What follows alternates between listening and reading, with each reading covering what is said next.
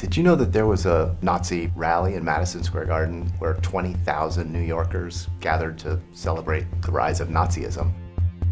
The marquee outside the theater says pro-America rally. That's how it was sold. And when you get inside, there are American flags everywhere. They say the Pledge of Allegiance and sing the Star-Spangled Banner. And there's a 30-foot portrait of George Washington, but he has swastikas on either side.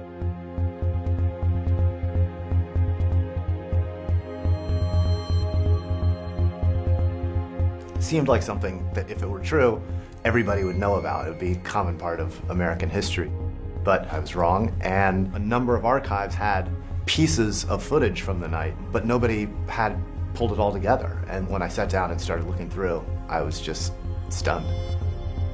I was shocked and appalled and confused. The juxtaposition of Nazi imagery and ideology with the icons of American patriotism are really disorienting.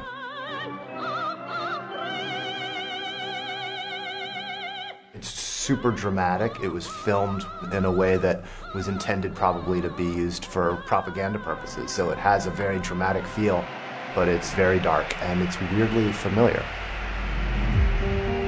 The anti-Semitism and fascism were embraced by an unsettlingly large number of people. And you know that if 20,000 people show up for a rally, that there's many times that who support the ideology. The rally was organized by the German-American Bund, which was kind of the American Nazi party at that point. And it was very controversial. There was a big debate over whether they should be allowed to have this rally there.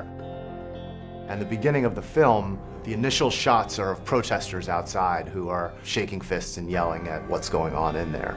So it was definitely not the majority opinion of Americans at the time, but it was a legitimate opinion.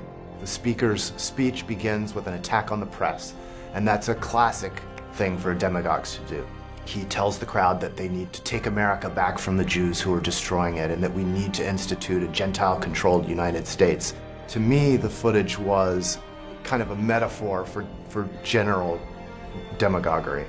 And then when the woman was murdered in Charlottesville, it became clear that this wasn't just a metaphor even anymore. Now we're actually talking about actual Nazis in the current time. Today it's the Jews, but also Muslims and immigrants.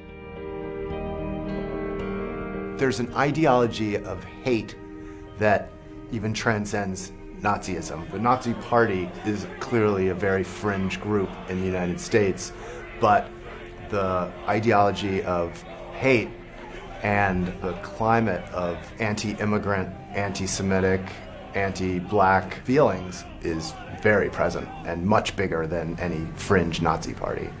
Partway through the rally, a man runs out on stage, and we know now that his name was Isidore Greenbaum. He was a Jewish plumber's assistant from Brooklyn, and he was so appalled by what he heard being said on the stage that he just couldn't control himself, and he ran out. A group of thugs basically surround him. They beat him up, take him off stage, rip his pants off as they're throwing him off stage.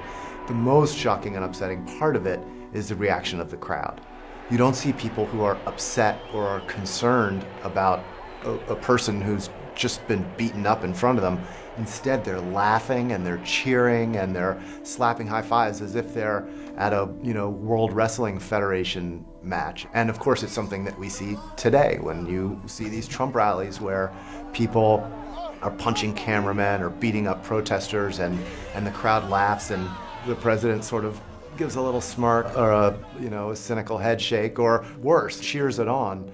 It brings out the worst in Americans. And, if we have to be honest, people have dark sides inside of us, and those can be stirred up by leaders who are sarcastic and funny and charismatic and mean. It's a warning about the demons that live within us that can be stirred up by demagogues like that.